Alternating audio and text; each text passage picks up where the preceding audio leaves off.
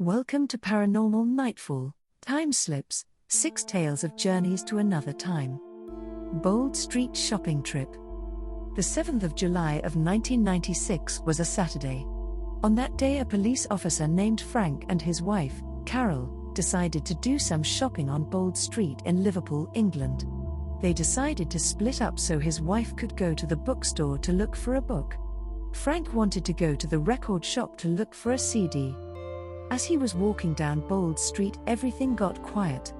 Suddenly, he was nearly run over by a 1950s van with the word Kaplan's on the side.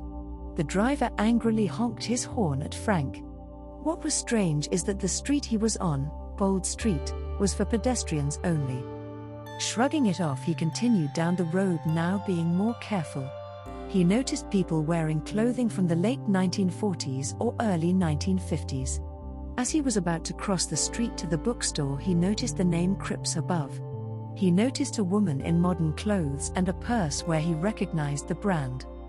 About to enter the shop, he decided to follow her in. Then the shop suddenly turned back into the bookstore. The woman looked at Frank with a puzzled look on her face. She told him she thought she was walking into a clothing store. She had seen the same thing he did. Frank later found out that the bookstore had replaced a store named Cripps in the 1950s. There was also a local firm named Kaplan's around the same time. Since then, others have come forward with similar stories. Bold Street Mother Care Store. Another story from Liverpool involves a young woman, Imogen, who entered a mother care, baby and maternity store to buy a present for her sister, Abigail, who had just given birth. The store was new, having just opened up. She wandered up and down the aisles and picked up a few items such as gloves, baby bibs, sweaters, and other small items. She was amazed at the prices and eager to make her purchase. She arrived at the checkout counter excited about her selections. But, when she attempted to make the purchase with a credit card, the clerk refused her card. The clerk looked at her curiously and went to get her manager. When she and the manager returned, he looked at the card and refused to take it, explaining that they didn't take cards, and returned it to Imogen. She returned the items to their shelves as she had no cash. She proceeded to leave and go home to relay the story to her mother, Debbie. Her mother was surprised and didn't understand how that could happen, not because of the card incident, but because the store had closed many years before. In fact, she told her, the location was now a bank where she had an account. Confused, Imogen took her mother with her the next day and to the same place. Now the mother care store was gone and in its place was a bank. It was then Imogen knew she had been through a time slip. Queensway Tunnel. In 1957, a man by the name of Jeff Kingsley had his own time slip. On one Wednesday at around 11:45 p.m. Kingsley was driving through the Queensway Tunnel between Liverpool and Birkenhead, England. The 44-year-old businessman noticed something coming up behind him at a high rate of speed. Typically, the tunnel was devoid of traffic at that hour. Suddenly, a gold triangular car sped past him. The vehicle left skid marks and it turned and disappeared into the tunnel wall. Numerous other stories of similar occurrences have reported. Shoplifter.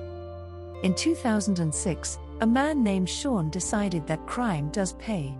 Sean ran away from a security guard after shoplifting from a local store.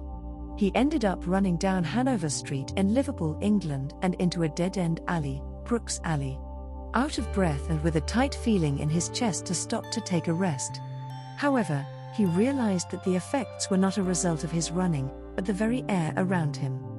Sean thought he would be cornered by the security guard, having stopped in the dead-end alley. The guard never appeared. He breathed a sigh of relief, thinking he had evaded his pursuer. He walked out of the alley and back onto Hanover Street. But something was off. The road was different as well as its pavement. Cars driving by were old-fashioned looking, and construction he had noticed before was gone. The people on the street were wearing very strange clothes. Sean crossed over to Bold Street and noticed traffic lights that weren't there before. Bushes were growing that weren't there around a nearby pub. He continued walking and soon felt a sense of apprehension. Something was wrong. He began to panic and realized he had gone back in time. Sean pulled out his cell phone and tried to pick up a signal, but there was none. Now he was in full-fledged panic. He ran over to a newspaper stand and saw a local newspaper that was dated May 18, 1967. Bewildered, he couldn't figure out what to do. How could he get back? His family and friends weren't there. He continued wandering down the street when he came to a jewelry shop and tried his phone again. With a sigh of relief, he had a cell signal. He looked around and saw that he was now back in his present time. But in the distance, he still saw the oddly clothed people walking around at the end of the road. Sean quickly hopped on a bus to go home. Later, a local newspaper interviewed him where he gave his account of the experience. They also interviewed the security guard who said that he chased Sean into the alley, but didn't find him there. Remember, it was a dead-end alley. The newspaper fact-checked Sean and discovered that his descriptions matched those from the stretch of in 1967. There's no record of Sean be charged with a crime. Bold Street ATM. Mark Walsh was running an errand in the early hours of August 13, 2022 in Liverpool, England. He got a call from his sister-in-law, Amy, who said that she was stranded and needed a ride home. Amy had been out with her friends that night and was low on money. So, she couldn't call a cab or Uber. Mark had helped out Amy before and didn't mind giving her a lift. Around 12:45 a.m., he parked on the narrow cobblestone streets in the Rope Walks area of Liverpool. Amy was waiting for him on the corner of Bold Street talking on her phone. She told Mark that she needed to get some cash and that there was an ATM. Mark wondered why she called him if she could get money from the ATM, but figured it would be difficult to get an Uber or cab at that hour. They walked down the deserted street and toward the ATM when the lighting in the area got dim and an uncanny silence filled the air. As they walked, they saw that the place where the ATM was supposed to be was a large wrought iron gate. The brick shops and stores that once stood along the road were now stone and wood. Modern streetlights were replaced with old-fashioned wrought iron gas lanterns that emitted a pale amber light. Then they noticed a backlit figure standing near one of the lights. His silhouette was that of an old-style Victorian police officer complete with a long coat and tall bobby hat. The figure was smoking a pipe. Amy grabbed Mark's coat sleeve and asked where they were. The two were dumbfounded and couldn't move from the spot. They couldn't figure out what was going on. They couldn't understand how the world had changed to one of the Victorian era. In a flash, they were returned to their own time. Back was the bank with ATM, modern streetlights where there and gone was the metal gate and police officer. The old buildings were replaced with the ones they knew. Terrified, that quickly made it back to Mark's car, all thoughts of the ATM gone. Versailles. This story may be one of the most famous cases of a time slip. Dr. Eleanor Jourdan and Charlotte Ann Mobley from Oxford, England were vacationing in France. Mobley was the principal of St. Hugh's College. On August 10, 1901, they decided to take a trip to Versailles. Versailles was once the seat of government and home to French royalty. They visited the palace and went to find Chateau Petit Trianon that Louis XVI gave to Marie Antoinette as a private space. But they got lost in the process. The women wandered through the grounds and into the forest on the property. The trees began to look lifeless and flat, and oppressive feeling came over them. A man appeared out of nowhere and walked by them dressed in 18th century clothes. He politely told them that they could not be in this section of the woods.